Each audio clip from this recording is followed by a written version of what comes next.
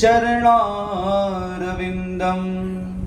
वंशी विभूषितकरा नवनीतदाभा पीताम्बरादरुणबिम्बफलादरुष्टा पूर्णेन्दुसुन्दरमुखा दरबिम्बनेत्रा कृष्णात् परां किमपि तत्त्व अहं न जाने कृष्णात् परां किमपि तत्त्व अहं न जाने नारायणं नमस्कृत्य नरं चैवं नरोत्तमं देवीं सरस्वतीं व्यासं ततो जयमुदीरये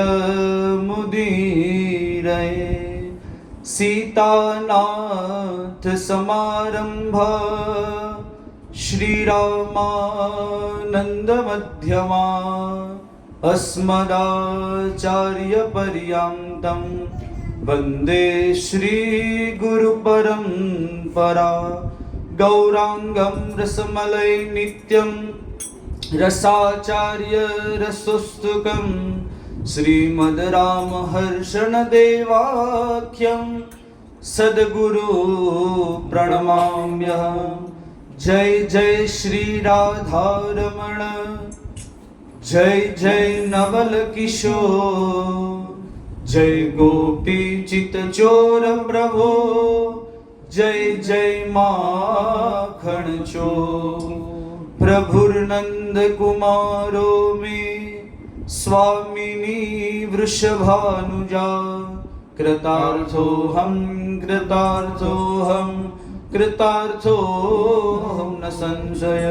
कृष्ण कन्हैया लाल की श्रीमद् भागवतम महापुराण की जय। गोवर्धन नाथ की जय। गिरिराज धरण की जय। द्वारिकाधीश की जय। रणछोड़ राय की जय। वेंकटेश्वरा गोविंदा भगवान की जय। सीतारामचंद्र भगवान की जय। बद्र विशाल भगवान की जय। रंगनाथ भगवान की जय। राधा कृष्ण भगवान की जय। विठ्ठलनाथ भगवान की जय। हनुमान जी महाराज की जय।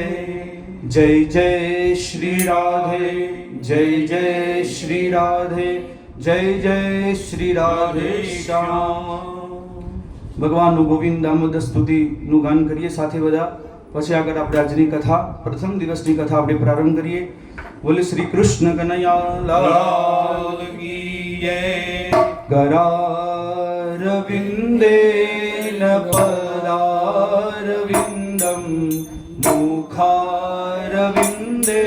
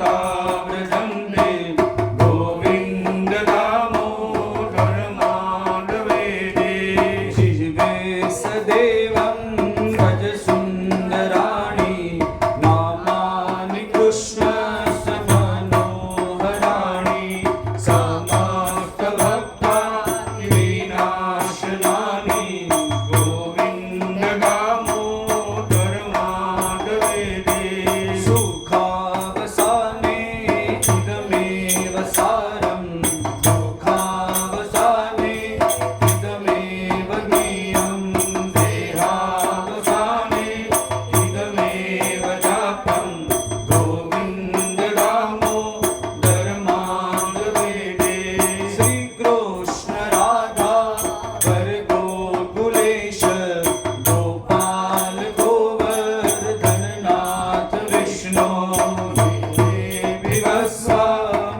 विवस्वामृतमेतदेव गोविन्द दामोदर माधवेति जीवेर सग्मे मधुर प्रियात सत्यं हितं मम परमं वदामि भावर्णेता मधुराक्षराणि गोविन्द दामोदर माधवेति त्वामेव याचे मम देहि जीवे समागते दन्दधरे कृतान्ते वक्काव्यमेव मधुरसुभक्ता गोविन्द दामोदर माधवेति श्रीनाथ विश्वेश्वर विश्वमूर्ते श्रीदेवकी नन्दन देवि सस्रे जिह्वेऽपि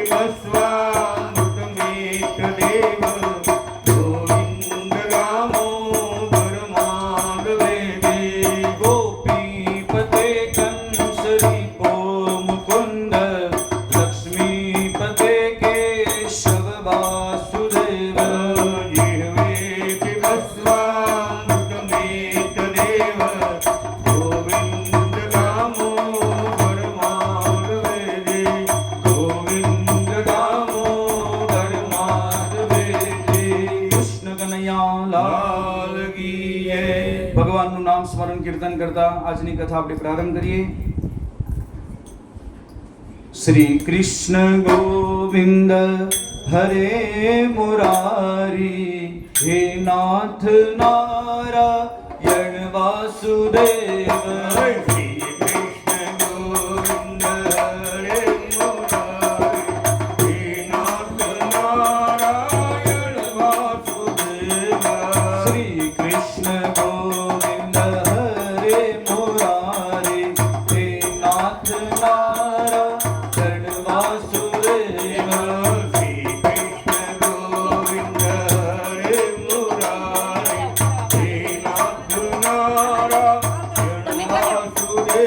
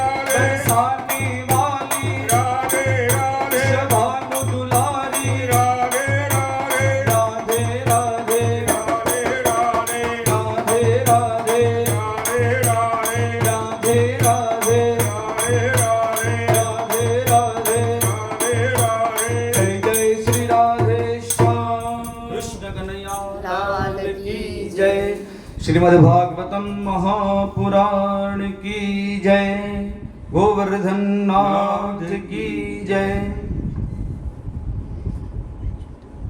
परम मंगलमय परम प्रभु श्री अखिलेश्वर अकारण करुणा वरुणालय भक्तवांसा कल्पतरु श्री बालकृष्ण भगवाननी वांगमय वाणीमय शब्दमय प्रतिमूर्ति स्वरूपा श्रीमद् भागवतजीना चरणमां नमस्कार वंदन प्रणाम करूं छूं। सर्वे श्रोता तथा आजनी आ कथाना मनोरथी जे यजमान परिवार श्री तेजलबेन तथा बंने बाळको युग अने मैत्रीबेन ज्या कथाना मुख्य यजमान परिवार ने आ कुणाल रेसिडेंसी आ भूमिनी अंदर आ अधिक पुरुषोत्तम मासनी अंदर આજથી દસમ જે દશહરા પણ આજે પવિત્ર એવો દિવસ છે। આજના દિવસે ભગવાન ભાગવતજીની કથા અહીં આજે આપણે પ્રારંભ કરીએ તો પ્રથમ દિવસે યજમાન મનોરથી પરિવાર આવેલા દરેક શ્રોતાઓ ભગવાનના ભક્તો બ્રાહ્મણ ભક્તો દરેકની વ્યાસપીઠ ઉપરથી મારા જય શ્રી કૃષ્ણ जय श्रीमन नारायण राधे राधे। भगवान अपने आ जे श्रीमद भागवत जी ने आ कथा श्रवण करवा अपने जे बैठा छे तो आ कथानो आज आ पहला दिवसे जे महात्म्यनी कथा अपने श्रवण करवी पड़े तो महात्म्यनी कथा जे महर्षि वेदव्यास जी पद्म पुराण अंतर्गत 6 अध्याय में जे वर्णन कर्यु छे अने भागवत जी ना अंत में स्कंद पुराण ना 4 अध्याय में ते वर्णन करीने बताव्यु छे कि आपणे जे आ कथा श्रवण करवा जई रह्या छीए तेनो महात्म्य शुं छे।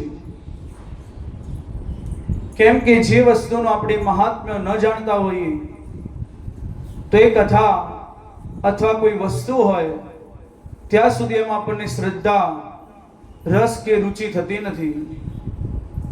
ज्यां सुधी आपणे महात्म्य श्रवण करीए तो ज एमां आपणी श्रद्धा वधे छे। तो आ भागवतजीनी जे श्रोताओ श्रवण करता ज होय एमने तो खबर होय, परंतु कोई नवा श्रोता आवीने बैठा होय तेमने आ 7 दिवसनी कथा શું હોય છે અને કેવી કથા હોય છે એનું મહત્વ શું છે આ કથાનું ફળ પણ શું મળે છે એ બધું સમજવા માટે આ પહેલા દિવસે ભાગવતજીની આ કથાનું મહાત્મ્ય એ શ્રવણ કરવું બહુ જરૂરી છે। મહાત્મ્યનું શ્રવણ કરવાનું મહત્વ છે। જેવી રીતે આપણે ભાગીરથી ગંગાજી आज जे पर्व है जे भगीरथ राजा ए तपस्या करी मां गंगाजी जे स्वर्गना नदी हता ए पण भगवानना चरणमांथी निकळ्या त्या श्री हरिना एमने पृथ्वी पर आववुं हतुं ज्यारे भगीरथ राजाए तपस्या करी, परंतु गंगाजी कहे कि हूँ पृथ्वी पर आऊं परंतु मने कोई झीली सके तेम नथी। हूँ पृथ्वी पर जो कोई झीली नहीं तो हूँ पाताल में जती रहीश। तो भगीरथ राजाए शंकर भगवान की आराधना करी। शंकर भगवान प्रसन्न थया अने शंकर भगवाने कह्यु कि हूँ मारा जटानी अंदर गंगाजी ने वास करावीश। तो आ बाजू गंगाजी प्रसन्न थया, परंतु गंगाजी ने पण एक अहमता अहंकार हतो कि हूँ पण एमनी जटामां पण रही शकું तेम नथी। परंतु ज्यारे स्वर्गमांथी उतर्या तरत ज भगवाने महादेवजीए जे जटामां अंदर एमने स्थान आप्युं तो जटानी अंदर एवा वींटळाई गया कि बहार निकळवानो कोई रस्तो पण मळ्यो नहीं। तो भगवान શંકર ભગવાનને પણ ભગીરથ રાજા વિનંતી કરવા લાગ્યા કે પ્રભુ, મારા પૂર્વજોને હું ઉદ્ધાર કરવા માટે આ ગંગાજીને સ્વર્ગમાંથી લાવ્યો છું, તો તમે થોડી મારા પર કૃપા કરો અને આ ગંગાજીની એક ધારા તમે છોડો. ત્યારે એમની પ્રાર્થનાથી, ભગીરથ રાજાની પ્રાર્થનાથી શંકર ભગવાને ત્રિધારા છોડી છે. એક ધારા સ્વર્ગ બાજુથી, એક બાજુ પાતાળમાં જાય અને એક બાજુ ધારા પૃથ્વી લોક ઉપર જે વહન કરે છે એ ગંગાજી ભાગીરથી ગંગાજી કહેવાયા. ભગીરથ રાજા લાવ્યા હતા અને એ ભગવાનના ચરણમાંથી નીકળ્યા.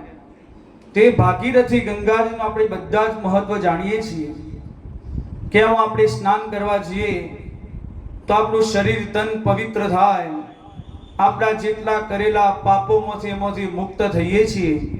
એ આપણે બધા જ એ ગંગાજીનું મહત્વ જાણીએ છીએ. તો બસ હું તમને એ જ સમજવા માંગુ, એ જે ભાગીરથી ગંગાજી છે એવી જ આ ભાગવતી ગંગાજી છે. આ જે આપણે શ્રવણ કરવા બેઠા છીએ એ જ આ ભાગવતી ગંગાજી છે. જે પેલા ગંગાજી ભગવાનના ચરણમાંથી નીકળ્યા છે, શ્રી હરિના, અને આ ભાગવતી ગંગાજી એ ભગવાનના મુખારવિંદમાંથી નીકળ્યા છે. જે ભગવાને શ્રીમન નારાયણ વિષ્ણુ ભગવાનના મુખમાંથી જે પ્રથમ 4 શ્લોક નીકળ્યા, એ 4 શ્લોક એમને એમના પુત્ર બ્રહ્માજીને આપ્યા. બ્રહ્માજી એ શ્લોક નારદજીને આપ્યા અને નારદજી એ શ્લોક મહર્ષિ વેદવ્યાસજીને આપ્યા અને મહર્ષિ વેદવ્યાસજીએ આ 4 શ્લોકનો જે વિસ્તાર કર્યો એ જ આ 18,000 પુરાણનું 18,000 શ્લોકનું આ પુરાણ તૈયાર થયું. અને એ એમના પુત્ર સુખદેવજીને ભણાવ્યું અને સુખદેવજીએ રાજા પરીક્ષિત રાજાને ગંગા તટ પર જે શ્રવણ કરાવ્યું. એ પછી આપણે બધાને આ ભાગવતી ગંગાજીનું આપણે ફળ મળ્યું છે. તો જેવા ભાગીરથી ગંગાજી એવા જ આ ભાગવતી ગંગાજી છે. બંનેમાં હવે ફરક શું છે એ હું તમને સમજાવું. તો પેલા ગંગાજીમાં જો તમારે સ્નાન કરવું હોય તો ગંગોત્રી, ઋષિકેશ, હરિદ્વાર કે જ્યાં જગ્યાએ હરકી બોડી પર જ્યાં જગ્યાએ વહન કરતા હોય ત્યાં તમારે જવું પડશે. ત્યાં તમે ગયા તો જ તમે એમાંથી પવિત્ર થઈ શકશો. એ ગંગાજીને જો તમે ઘરે લાવવા માંગશો તો આવવાના નથી. પરંતુ આ ભાગવતી ગંગાજી એ તમે કોઈ પણ જગ્યાએ તમે બોલાવશો, તમારા ઘરની અંદર, મંદિરની અંદર, તીર્થભૂમિની અંદર, કોઈ પણ સ્થાને તમે આ જો ભાગવતી ગંગાજીને ઘરે બોલાવ્યા તો ભગવાન એમના પરિવાર સાથે ભાગવતજી આપણા ઘરે પધારે છે અને એ જીવોનું કલ્યાણ કરે છે. જે કથા કરાવે, એ જે શ્રવણ કરે, કથા કહે, એ ત્રણેયનું એમાંથી ભગવાનની કૃપા પ્રાપ્ત થાય અને એમની સદગતિ થાય, એમના પૂર્વજોની પણ ઉદ્ધાર થાય છે. તો આ ભાગવતી ગંગાજી એનો ભાગીરથી ગંગાજી કરતા પણ મહત્વ વધારે છે. બીજી વાત કે ભાગવતી ગંગાજીમાં તમે ગમે તેટલામાં ઊંડા ઉતરો તો કોઈ ખતરો નથી. તમારી શક્તિ, તમારી ભક્તિ એટલા તમે આમાં ઊંડા ઉતરી શકો છો. પરંતુ ભાગીરથી ગંગાજીમાં જો તમે ગંગોત્રી, હરિદ્વારમાં સ્નાન કરતા હોય, જો તમે પેલી સાંકળ ન પકડી અને તમે થોડી હિંમત રાખી આગળ સ્નાન કરવા ગયા, જો વેગ આવ્યો તો તેમાં ડૂબી પણ શકો. એમાં તમે ગમે તે તમારું સંકટ આવી શકે, તેમાં તમારે થોડું ધ્યાન રાખવું પડશે. પરંતુ આ ભાગવતી ગંગાજીમાં કોઈ ખતરો નથી. તમે જેટલો પણ અંદર ઊંડા ઉતરો તો કોઈ પણ આમાં ભય નથી. એટલી ભક્તિ તમારા જીવનમાં ભાગવત ભગવાન પ્રાપ્ત આપણને કરાવે છે. આગળ કથા આવશે કે આ કથા સાંભળવાથી એકલા ભક્તિ દેવી આપણા જીવનમાં નથી આવતા, પરંતુ ભક્તિ, જ્ઞાન અને વૈરાગ્ય સહિત તમને જો ભક્તિ પ્રાપ્ત થતી હોય તો તો આ ભાગવતજીની કથાથી જ આપણને મળે છે. તો આ ભાગવતી ગંગાજી અને ભાગીરથી ગંગાજીનો આટલો બંનેમાં ફરક છે. બીજું એક તમને દ્રષ્ટાંતથી સમજાવું. આ તમને એટલા માટે સમજાવું છું કે આ ભાગવતજીનું મહાત્મા શું છે, એનું મહત્વ શું છે, જો આપણે જાણ્યું તો જ આપણને આમાં શ્રદ્ધા વધે છે.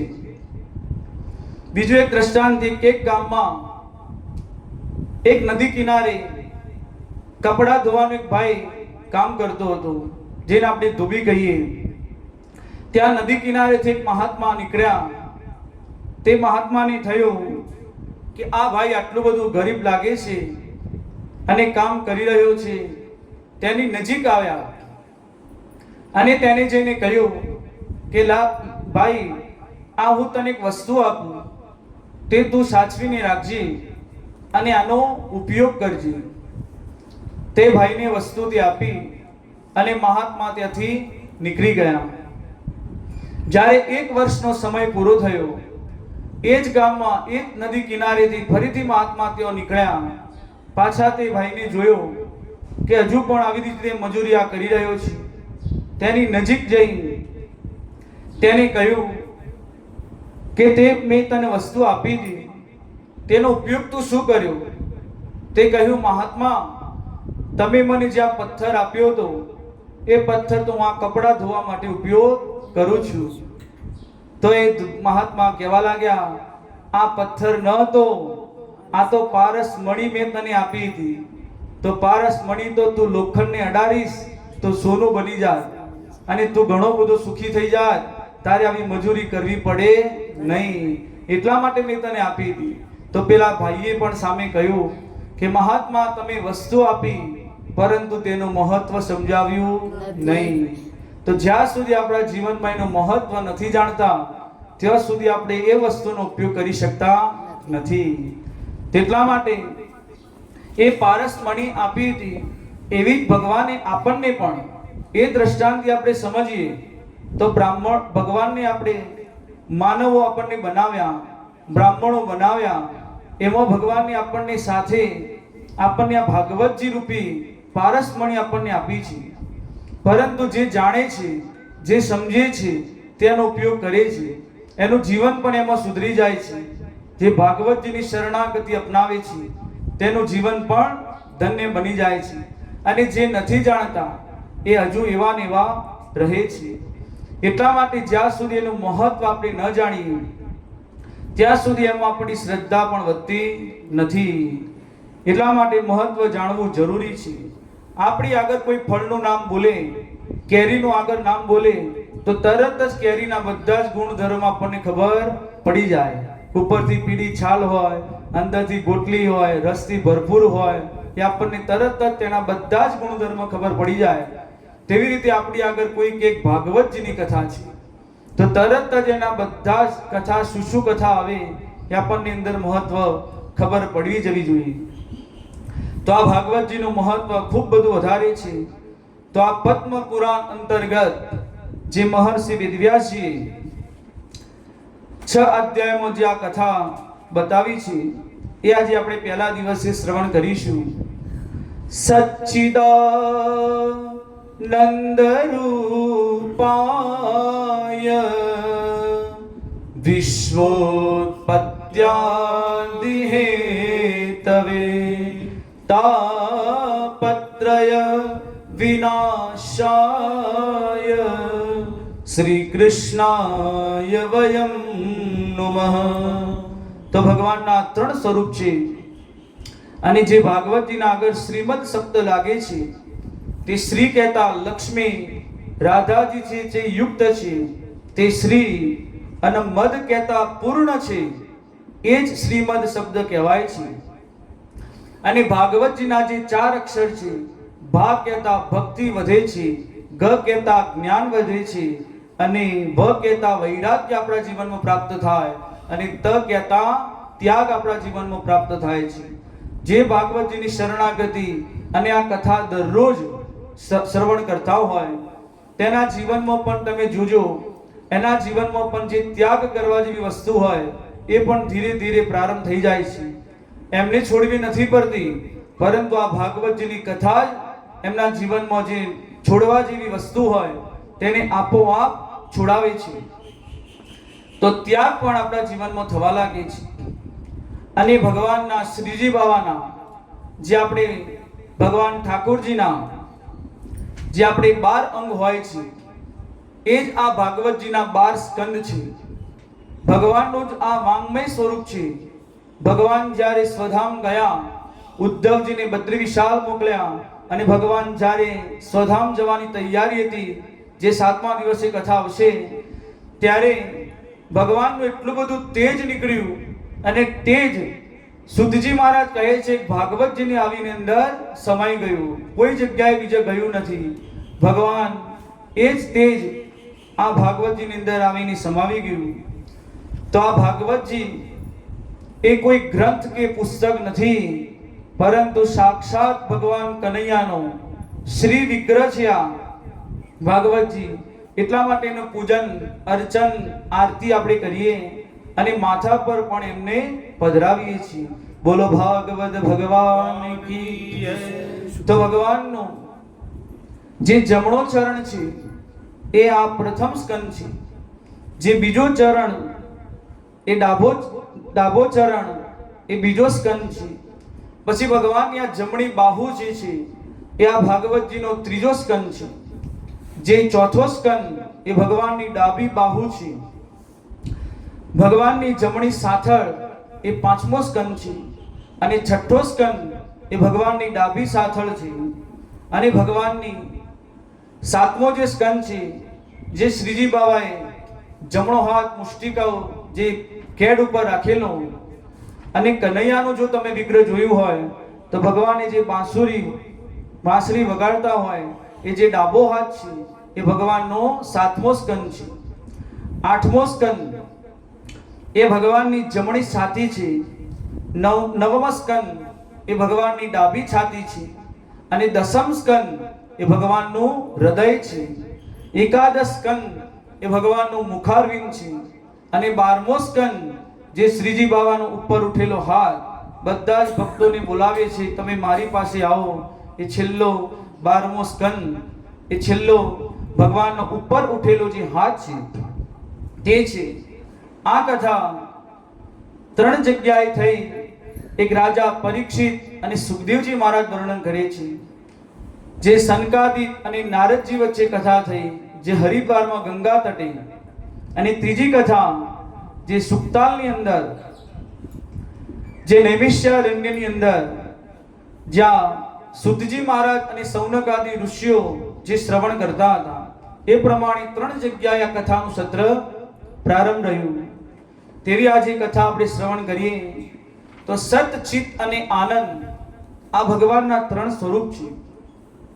સત કહેતા પરમાત્મા જે સત્ય છે એને સત કહેવાય છે. આપણે માનવોને સત કહેવાય નહીં, કેમ કે આપણે આજે છીએ પરંતુ ભવિષ્યમાં આપણે આગળ રહેવાના એની કોઈ ગેરંટી નથી. પરંતુ ભગવાન સત કહેવાય. પહેલા પણ હતા, અત્યારે પણ છે અને આગળ પણ હજુ રહેવાના, એને સત કહેવાય છે. અને બીજું સ્વરૂપ જે ચિત્ત સ્વરૂપ કહેવાય છે. ચિત્ત એટલે પ્રકાશ, જે પ્રકાશ રૂપી દરેકના આત્મા સ્વરૂપે દરેકના હૃદયમાં, જીવ માત્રના હૃદયની અંદર પ્રભુ બિરાજમાન છે. એટલા માટે આપણે આ માનવ શરીરની પણ કિંમત છે. જ્યાં સુધી આત્મા રૂપી પરમાત્મા દરેકના હૃદયમાં બિરાજમાન છે ત્યાં જ સુધી આ માનવ શરીરની પણ કિંમત છે. જો અંદર આત્મા રૂપી શરીરમાંથી પરમાત્મા નીકળી ગયા તો એ દિવસે તમે જુઓ તો આ માનવ શરીરની પણ કોઈ કિંમત રહેતી નથી. તરત જ આપણે તેના અગ્નિ સંસ્કાર કરાવીએ છીએ. તો એ આત્મા સ્વરૂપે, એ ચિત્ત સ્વરૂપે પ્રભુ આપણા હૃદયની અંદર બિરાજમાન છે. અને ત્રીજું સ્વરૂપ આનંદ સ્વરૂપ ભગવાનનું કહ્યું છે. તો આનંદ સ્વરૂપ એટલે કે સારા હોટલમાં ખાવાથી, એસીમાં બેસવાથી, જે આપણને મોજ શોખ કરવાથી આપણને મળે તે આનંદ નથી કહેવાય, એ તો સુખ કહેવાય. પરંતુ સુખ અને આનંદમાં ઘણો અંતર છે. સુખ છે તો દુઃખ આવવાનું, પરંતુ આનંદ છે તો કોઈ ઉપર વિરોધ આવવાનો નથી. આનંદ એટલે જ્યાં ભગવાનની કથામાં તમે 3 કલાક 4 કલાક જે બેસો અને બેસવાથી જે આપણને કથાનો અંદરથી આનંદ પ્રાપ્ત થાય એ જ ભગવાન પરમાત્માનું આનંદ સ્વરૂપ કહેવાય છે. ઘણા તમે એવા મહાત્માઓ જુઓ, ગુફાઓમાં એકાંતમાં રહેતા હોય, ખાવા પીવાની કોઈ ચિંતા ન હોય, સવારે શું ખાધું, હવે સાંજે શું જમીશું, પરંતુ પોતાના ભજનમાં મગ્ન હોય, એને આનંદ કહેવાય છે. નરસિંહ મહેતા જે આપણે ગુજરાતમાં એવા થઈ ગયા ભગવાનના લાડીલા ભક્ત, એમને પણ પૂરો દિવસ ભગવાનના ભક્તિમાં રહેતા. શું કરીશું, શું પરિવારને જમાડીશું, એ પણ કઈ એમની ચિંતા ન હતી. તે આનંદ જ એમને પ્રાપ્ત હતો. તે આનંદ જ ભગવાનનું સ્વરૂપ કહેવાય છે. તો આ 3 સ્વરૂપ આપણે જોયા, સત, ચિત્ત અને આનંદ. તો આપણને એમ થાય કે પરમાત્મા શું કરતા હશે? કેમ કે કોઈના સ્વરૂપ આપણને સુંદર લાગે તો તરત જ આપણને અંદરથી પ્રશ્ન થાય કે હવે એ તે કરતા શું હશે, કામ શું કરતા હશે? તો શ્લોકની અંદર મહર્ષિ વેદવ્યાસજી કહે, વિશ્વોત્પત્યાદિ હેતવે, જ્યાં વિશ્વની ઉત્પત્તિ, સ્થિતિ અને લય કરે છે. વિશ્વની ઉત્પત્તિ બ્રહ્માજી દ્વારા, પાલન વિષ્ણુ ભગવાન જોડે, અને ત્રીજું જ્યારે પાપાચાર અત્યાચાર વધી જાય તો શિવજી સંહાર પણ કરે છે. આ ત્રિદેવ એ કાર્ય કરે છે, જે ભગવાન જ છે, 3 સ્વરૂપે કરી રહ્યા છે. વિશ્વની ઉત્પત્તિ, સ્થિતિ અને લય. તો આ 3 કાર્ય છે. તો ભગવાનના એવા આપણે શરણમાં જઈએ તો આપણને શું ફાયદો થાય? દરેક પોતાનો ફાયદો વિચારતા હોય કે આપણે એવા ભગવાનની શરણમાં જઈએ તો આપણું શું કલ્યાણ થાય? તો કહે છે વ્યાસજી, તાપત્રય વિનાશાય, એ ભગવાનના શરણમાં જવાથી 3 પ્રકારના તાપ જે આપણા જીવનમાં રહેલા હોય તેમાંથી મુક્ત થવાય છે. કયા 3 તાપ? દેહિક, દૈવિક અને ભૌતિક તાપ. જેને આપણે સરળ ગુજરાતી ભાષામાં કહીએ તો આધિ, વ્યાધિ અને ઉપાધિ. આ 3 તાપ દરેકના જીવનમાં હોય છે. દેહિક તાપ એટલે શરીર વડે, શરીરના પણ 2 તાપ કહેવાય, શારીરિક અને માનસિક. શરીરમાં ઘણાના શરીર સારા હોય પરંતુ તે માનસિક ત્રાસ તેમને વધુ હોય છે. શરીર સુંદર હોય, કોઈ રોગ પણ આવતો નથી, પરંતુ તેમને માનસિક ત્રાસ વધુ હોય છે. તેને આ દેહિક તાપ કહેવાય. ઘણાને માનસિક શાંતિ હોય પરંતુ શરીરમાં રોગ વ્યાધિ એટલી બધી હોય તે શરીરની પીડાથી તે હેરાન થતા હોય, તો એક દેહિક તાપ કહેવાય છે. દૈવિક તાપ એટલે જે ભૂકંપ આવી ગયો, સુનામી આવી ગઈ, કુદરતી કોઈ આફત આવે, એમાં આપણે કોઈક એમાં ભોગ બની જઈએ, તેને દૈવિક તાપ કહેવાય છે. અને ભૌતિક તાપ જે સંસારનો તાપ, કોઈ આમ કહી ગયું, તેમ કહી ગયું, એનો આપણે સહન નથી કરતા અને આપણને એમાંથી પીડા થાય છે, તેને આ ભૌતિક તાપ કહેવાય છે. 3 પ્રકારના તાપ એમાંથી ભગવાન આપણને કહે છે કે એમાંથી હું મુક્ત કરું છું. દેહિક, દૈવિક, ભૌતિક તાપ, રામ રાજ કા હું નહીં વ્યાપા, મંગલ ભવન અમંગલ હારી, દ્રવહુ સુદશરથ અજીર બિહારી. તો તુલસીદાસજી પણ રામચરિત માનસની અંદર પણ કહે છે કે ભગવાન રામચંદ્ર આ દેહિક, દૈવિક અને ભૌતિક 3 પ્રકારના તાપમાંથી પ્રભુ પણ આપણને મુક્ત કરે છે. તે ભગવાનના શરણમાં જવાથી કહે છે, શ્રી કૃષ્ણાય વયમ નમઃ. તો મહર્ષિ વેદવ્યાસજી કહે કે અમે બધા જ તમને નમસ્કાર કરીએ છીએ અને કહે છે કે અમે તમારી સ્તુતિ કરીએ છીએ. કેમ કે વિષ્ણુ ભગવાન સ્તુતિ પ્રિય છે, ભગવાનની પ્રાર્થના ગમતી નથી. કહેવાય છે સ્તુતિ પ્રિય વિષ્ણુ ભગવાન. વિષ્ણુ ભગવાન સ્તુતિના પ્રિય છે. તમે વિષ્ણુ સહસ્ત્ર કરો, કોઈ બીજો સ્તોત્રના પાઠ કરો તો વિષ્ણુ ભગવાન પ્રસન્ન થઈ જાય છે. ભગવાનની પ્રાર્થના પસંદ નથી. પ્રાર્થના કોને કહેવાય? કે આપણે ભગવાન પાસે જે કંઈક માંગીએ તેને પ્રાર્થના કહેવાય. પરંતુ જો તમે કોઈ સ્તોત્રનું ગાન કરો, ભગવાનની સ્તુતિ કરો, આરાધના, તે સ્તુતિ એમને પ્રિય છે. અને નમસ્કાર પ્રિય ભાનુ, તો સૂર્યનારાયણને નમસ્કાર પ્રિય છે. અને એ જ એમનું સ્વરૂપ વિષ્ણુ ભગવાન સ્તુતિ પ્રિય છે. તો મહર્ષિ વેદવ્યાસજીએ કહ્યું, નુમઃ, અમે બધા જ તમારી સ્તુતિ કરીએ છીએ. તો આ ભગવાનનો મહાત્માનો જે આ મુખ્ય શ્લોક, સચ્ચિદાનંદ રૂપાય વિશ્વોત્પત્યાદિ હેતવે તાપત્રય વિનાશાય શ્રી કૃષ્ણાય વયમ નમઃ. તો વ્યાસજી મહારાજે આ પહેલા શ્લોકની અંદર ભગવાનને નમસ્કાર કર્યા છે. હવે બીજો શ્લોક, એની અંદર સુખદેવજી મહારાજ જે આ કથાના વક્તા છે એમની સ્તુતિ કરી છે. યમ પ્રવંજંતમનુપેતમપેત કૃત્યમ દ્વેપાયનો વિરહ કાતરઃ જુહાવ પુત્રેતિ તન્મયતા તરવો વિનિંદો સ્તમ સર્વભૂતમ હૃદયમ મુનિમાન તુસ્મે. જેના યજ્ઞોપવિત સંસ્કાર પણ થયા નથી, જેવો જન્મ ધારણ કર્યો સુખદેવજી મહારાજે, એવા જ મનમાં પ્રવચંત થઈ ગયા છે.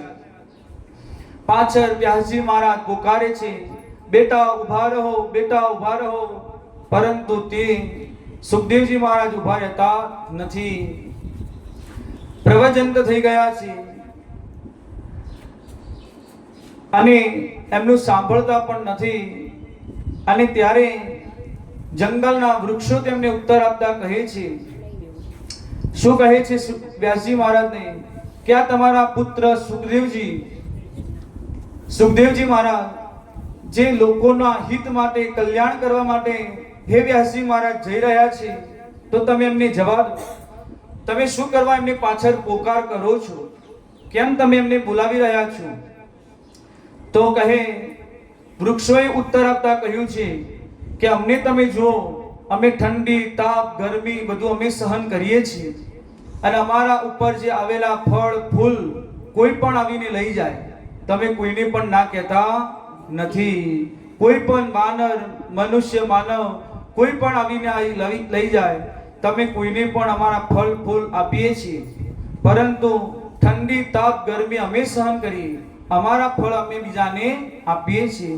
તો વ્યાસજી મહારાજ, આ તમારું પણ જે ભક્તિનું ફળ છે એ જ આ સુખદેવજી મહારાજ છે. તો જે આત્મ કલ્યાણ માટે, બીજાના કલ્યાણ માટે જઈ રહ્યા છે, તો તમે એમને જવા દો, તમે એમને રોકો નહીં. તેવી રીતે વૃક્ષોએ મહર્ષિ વેદવ્યાસજીને ઉત્તર આપ્યો. આગળ હવે આ કથા પ્રારંભ થાય તો નૈમિષારણ્ય ક્ષેત્રની અંદર 88,000 ઋષિ બધા ભેગા થયા. 1000 વર્ષનો સત્ર લઈને બેઠા હતા કથા શ્રવણ કરવા માટે. ત્યારે કથાના વક્તા સુતજી મહારાજ, જે એકદમ નાની ઉંમરના 20 વર્ષના એ સુતજી મહારાજ, એમની કથા સાંભળવા માટે મોટા મોટા ઋષિઓ બધા તે શ્રવણ કરવા બેઠા. એ બધા જ ઋષિમાં અગ્ર કુશલ હતા જે પ્રશ્નો પૂછવામાં, એ સૌનકજી મહારાજ. એ સૌનકજી મહારાજ કથાના બધા પ્રશ્નો પૂછે છે, એ અગ્રણી હતા. અને એમને પ્રશ્ન પૂછ્યું, અજ્ઞાનંદાંત વિદ્વંસ કોટિ સૂર્ય સમપ્રભ સૂતાખ્યાહી કથા સાર મમ કર્ણ રસાયણમ. કહે છે કે હે સુતજી મહારાજ, આ સંસારમાં જેટલા પણ પ્રાણીઓ છે, અંદરની અંદર ગમે તે રીતે દુઃખી તો છે જ. અંદર બહારથી બોલતા નથી, બહારથી બધા જ પ્રસન્ન દેખાય, પરંતુ અંદરથી એમને કોઈ ને કોઈ દુઃખ તો પ્રાપ્ત હોય છે, પરંતુ બોલતા નથી.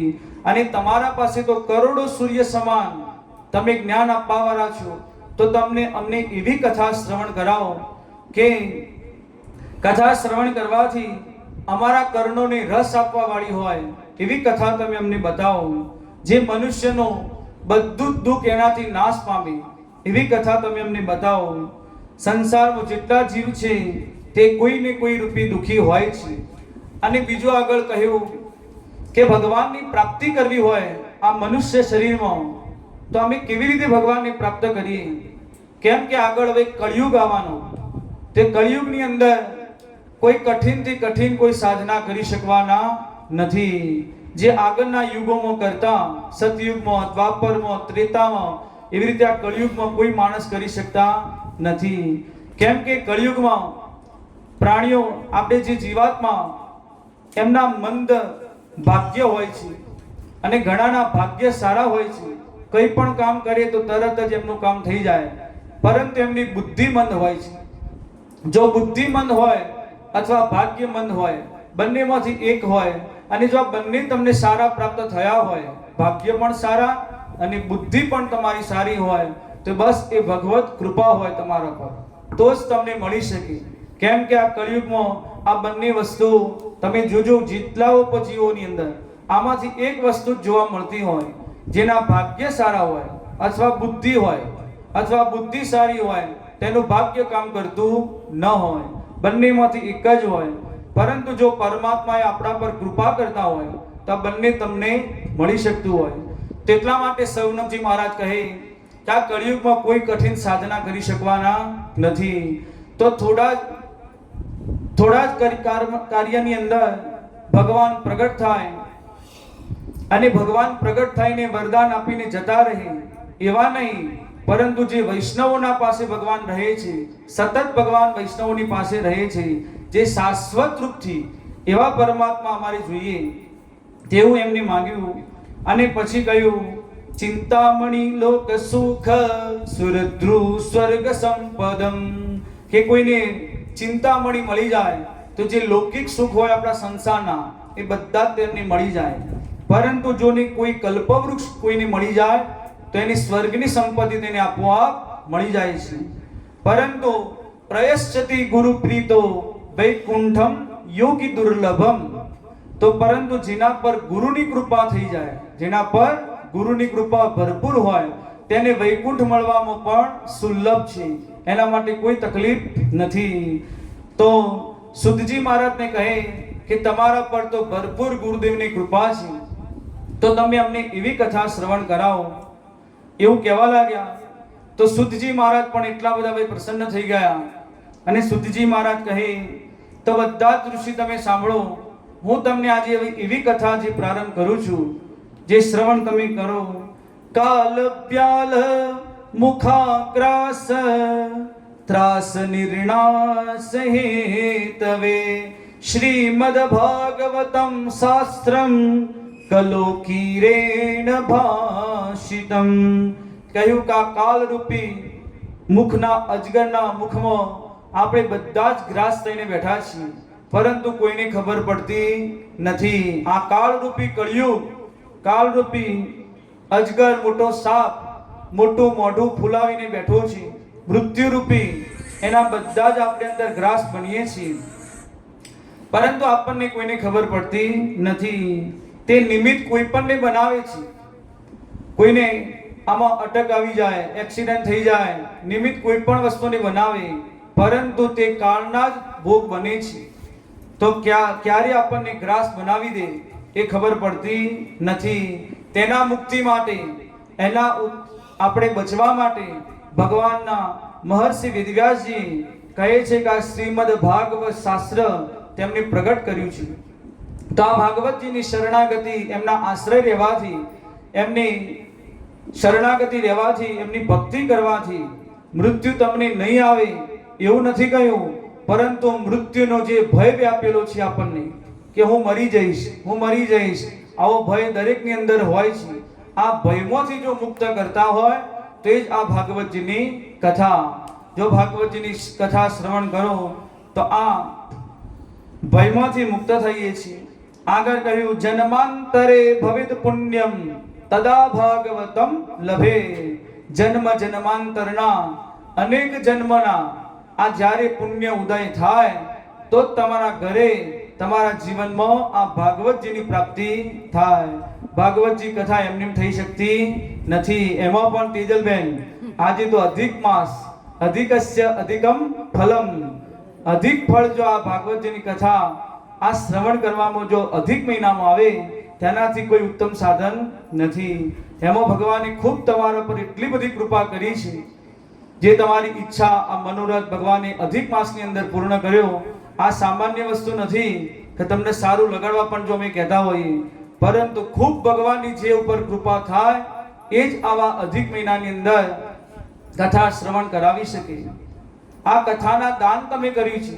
જે મોટા મોટા દાની હોય, કન્યાદાન કરવા વાળા, મોટા મોટા દાન કરવા વાળા, એમાંથી જો વિશેષ મોટા દાની હોય તો કથાના દાની, જે બધા શ્રોતાઓના હૃદયની અંદર જેને ઠાકોરજીને આ કથાના શબ્દો દ્વારા એમના હૃદયની અંદર તમે પહોંચાડો છો. તો મોટામાં મોટી ગોપીઓએ પણ પ્રશંસા કરી છે. તવ કથામૃત તત્પજીવન કવિ પિરિંડિત કલ્મષાપહ શ્રવણ મંગલ શ્રીમદાતત ભુવિ ગૃણંતિ તે ભૂરિદા જના. તો જેવું શ્રવણ કરવાથી આપણું તત્કાલ મંગલ થાય છે. મંગલમ ભગવાન વિષ્ણુ, શ્રવણ કરવાથી તરત જ આપણું મંગલ થાય. એ જ આ ભાગવતજીની કથા. અને મોટા મોટા કથાના વક્તા, કથાના યજમાનની એટલી પ્રશંસા ગોપીઓ કરી છે. તો આગળ કહે, જ્યારે આ કથા જન્માંતરે ભવેત પુણ્યમ, જ્યારે જન્મ જન્માંતરના એક જન્મના નથી ગયા, અનેક જન્મોનો જ્યારે તમારા પુણ્ય ઉદય થાય ત્યારે તમે આ ભાગવતજીની સન્મુખે આવીને બેસી શકો. અને મહાવિદ્વાનો પણ, શાસ્ત્રકારો પણ કહે છે, જે 5 જણની કૃપા તમારા પર થાય તો જ તમે આવી ભાગવતજીની કથા બેસાડી શકો. પહેલામાં પહેલી બતાવી કે જે ગુરુની કૃપા થાય તો જ તમે ભાગવતજીની કથા થઈ શકે. 5 કૃપાઓ ભેગી થાય તો જ. બીજા નંબરની તમારા પિતૃઓના આશીર્વાદ, પિતૃ જે સ્વજન તમારા ઘરમાં ગુજરી ગયા છે એ પિતૃઓની કૃપા થાય તો જ તમે આવી ભાગવતજીની કથા બેસાડી શકો. ત્રીજા નંબરમાં તમારા પૂર્વજન્મના પુણ્ય ઉદય થયા છે તો જ તમે બેસાડી શકો. ચોથા નંબરમાં તમારા વડીલો, તમારા માતા પિતાના આશીર્વાદ પ્રાપ્ત થયા તો તમે કથા બેસાડી શકો. અને 5મા નંબરમાં છેલ્લી ભગવાન કહે છે ઠાકોરજી કે મારી કૃપા થાય ત્યારે જ તમે એ કથા સંભવ થઈ શકે છે. 5માંથી પણ જો એકની કૃપા ઓછી હોય તો ગમે તેટલા તમે મુહૂર્ત તારીખો કઢાવો પરંતુ કથા થાય નહીં. તો જ્યારે આ 5ની કૃપા આપણા પર થાય તો જ આપણે ભાગવતજીની આવા સન્મુખે બેસી શકીએ અને કથાનો આવો આપણા ઘરની અંદર લાભ લઈ શકીએ. તો આગળ જ્યારે પરીક્ષિત રાજાની કથા શ્રવણ કરી રહ્યા હતા ત્યારે સ્વર્ગના દેવતાઓ આવ્યા અને અમૃતનો ઘડો લઈ અને કહે છે સુખદેવજી મહારાજને કે આ રાજા પરીક્ષિતને જે શ્રાપ લાગ્યો છે તેમને તમે આ અમૃત પીવડાવો, સ્વર્ગનું અમૃત, અને એમને અમર બનાવી દો અને એના બદલામાં તમે અમને આ કથા અમૃત તમે મને આપો. અને કહે આ અમૃતથી દીર્ઘ જીવન તેમને પ્રાપ્ત થશે અને આ કથાથી દિવ્ય જીવન આપણને પ્રાપ્ત થાય છે. તો પરીક્ષિત રાજા પણ હસવા લાગ્યા અને સુખદેવજી મહારાજ પણ હસવા લાગ્યા કે જે દીર્ઘ જીવન આપે તે અમૃત, સ્વર્ગનું અમૃત, અને કથાથી જે આપણને મળે તે દિવ્ય જીવન છે આપણું, એ પ્રાપ્ત થાય. તો સુખદેવજી મહારાજે કહ્યું કવ સુધા કવ કથા લોકે કવ કાચ કર્મણિર મહાન, કયો કાચનો ટુકડો અને ક્યાં અમૂલ્ય મણી તમે એની બરાબરી કરવા આવ્યા છો. ક્યાં તમારું અમૃત, સ્વર્ગનું દેવતાઓનું અમૃત, અને ક્યાં તમે આ કથાનું અમૃત, એ તમે એની બરાબરી કરવા આવ્યા છો. કેમ કે કથાના વક્તા સુખદેવજી મહારાજ જે બ્રહ્મરાત હતા અને પરીક્ષિત રાજા વિષ્ણુરાત હતા. બંને માતાના ગર્ભની અંદર ભગવાનના દર્શન કર્યા હતા. સુખદેવજી મહારાજે પણ 12 વર્ષ સુધી માતાના ગર્ભમાં રહ્યા અને જન્મ ધારણ નતા કરતા. ત્યારે ભગવાનને પ્રાર્થના કરી ત્યારે ભગવાનની માતાના એમના ગર્ભમાં જઈ દર્શન આપ્યા અને કહ્યું કે સુખદેવજી મહારાજ તમે જન્મ ધારણ કરો. ત્યારે સુખદેવજી મહારાજે કહ્યું કે હું પ્રભુ જન્મ ધારણ કરું, પરંતુ તમારી માયા મને લાગી જાય એટલા માટે મારે જન્મ ધારણ કરવો નથી. ત્યારે ભગવાને વચન આપ્યું કે મારા જે ભક્તો છે એને કોઈ દિવસ મારી માયા સ્પર્શ પણ કરી શકતી નથી. તમે કોઈ ચિંતા ન કરો, તમે જન્મ ધારણ કરો. ત્યારે સુખદેવજી મહારાજે જન્મ ધારણ કર્યો. એવી જ રીતે પરીક્ષિત રાજાની પણ આગળ મહાભારતની આવતીકાલે કથા આવશે, એમાં પણ આ કથા આવશે કે ભગવાને એમને માતાના ગર્ભમાં દર્શન આપ્યા હતા. તો બંને માતાના ગર્ભમાં જ કવચ પહેરીને આવ્યા છે, જે કથાના વક્તા અને કથાના શ્રોતા બંને. તો ક્ષીણ પુણ્ય મર્ત્ય લોકે વિસંધિ, જ્યારે જ્યારે તમારા પુણ્ય નષ્ટ થઈ જાય તો સ્વર્ગમાં પણ ગયેલા તમે પાછા પૃથ્વી લોક પર પાછું આવવું પડે છે. એટલા માટે એવું અમૃત પીવું નથી. તો સુખદેવજી મહારાજે તેમને બોલવા લાગ્યા કે જો તમે શ્રદ્ધાથી આવ્યા હોત કથા શ્રવણ કરવા તો હું તમને કથા શ્રવણ કરાવત, પરંતુ જો તમે આવા સોદાગર બની વેપારી બનીને આવ્યા કે તમે આના બદલામાં આ આપો તો અમે તમને કથા શ્રવણ કરાવવાના નથી. તરત તેમને લડીને મોકલી દીધા. બધા જ સ્વર્ગના દેવતાઓ ગયા બ્રહ્માજી પાસે. બ્રહ્માજીને જઈને કહે કે આ કથા ભાગવતજીની કથામાં એવું તો શું મહત્વ છે જ્યાં સુખદેવજી મહારાજ રાજા પરીક્ષિતને પીવડાવે છે, પરંતુ અમને મળતું નથી, સ્વર્ગના દેવતાઓને મળતું નથી. તો બ્રહ્માજીએ પણ વિચાર કર્યો કે આનું મહત્વ તો શું છે. તરત જ તેમને મોટું તાજવું લીધું અને તાજવાના એક પલ્લાની અંદર બધા જ ગ્રંથોને મૂક્યા અને એક તાજવાના બીજા પલ્લા પર આ ભાગવતજીને પધરાવ્યા અને પછી તેમને તોલવાનું શરૂ કર્યું. લઘુનાન્યં જાતાની ગૌરવેન ઇદમ મહત તથા ઋષિગણામ સર્વે વિસ્મયમ પરમં યયુ. તો કહેવા લાગ્યા તરત જ બધાના દેખતાની સામે બધા જ ગ્રંથો હલકા થઈ ગયા, ઉપર જતા રહ્યા અને ભાગવતજી નીચે આવી ગયા. અને ત્યારે બ્રહ્માજીએ ત્યારે જ એમને ઘોષણા કરી દીધી કે આ ભાગવતજી ભગવત રૂપ છે, સામાન્ય નથી. શાસ્ત્ર આ ભગવાનનું રૂપ છે, વાંગમય રૂપ છે. ત્યારથી તેમને કહી દીધું કે આ ભાગવતજી કોઈ ગ્રંથ નહીં, પુસ્તક ન સમજતા, પરંતુ સાક્ષાત ભગવાનનો વિગ્રહ છે, તેવું આપણે સમજવું જોઈએ. તેને વાંગમયી મૂર્તિ પ્રત્યક્ષા વર્તતે હરે. તો કહે છે આ સૌનકાદી ઋષિઓ કહેવા લાગ્યા તો આટલી બધી દિવ્ય કથા છે તેને 7 દિવસમાં કેમ શ્રવણ કરવામાં આવે છે? નહીં 10 દિવસ, નહીં 15 દિવસ, નહીં મહિનો, 6 મહિના, પરંતુ એને આ 7 જ દિવસમાં શ્રવણ કરવામાં કેમ આવે છે? આ 7 દિવસનું મહત્વ શું છે તે અમને બતાવો. આ પરંપરા ક્યાંથી આવી? તો સુતજી મહારાજ કહે કે આ ઋષિની પરંપરા છે, જે બ્રહ્માજીના 4 માણસ પુત્રો સનન, સનંદન, સનાતન અને સનત કુમાર જે બદ્રી વિશાળની અંદર ત્યાં ફરતા હોય છે, ભગવાન નારાયણનું ભજન કરતા હોય છે. એમને એક વખત નારદજી મહારાજ મળી ગયા. કેમ કે નારદજી મહારાજને પણ ભાગવતજીનું જ્ઞાન તો હતું જ, પરંતુ આ કથા એમની પાસેથી તેમને શ્રવણ કરી. તો સૌનકાદી ઋષિઓ કહે કે આ તો કથા નારદજી મહારાજ તો ફરતા મહાત્મા છે, એમને આવ્યા 7 દિવસ કઈ જગ્યાએ બેઠા અને આ કથા શ્રવણ કરી, તો એમને એ અમને બતાવો. તો ત્યારે કહે છે એકદા વિશાલાયા ચત્વારો ઋષયો મલા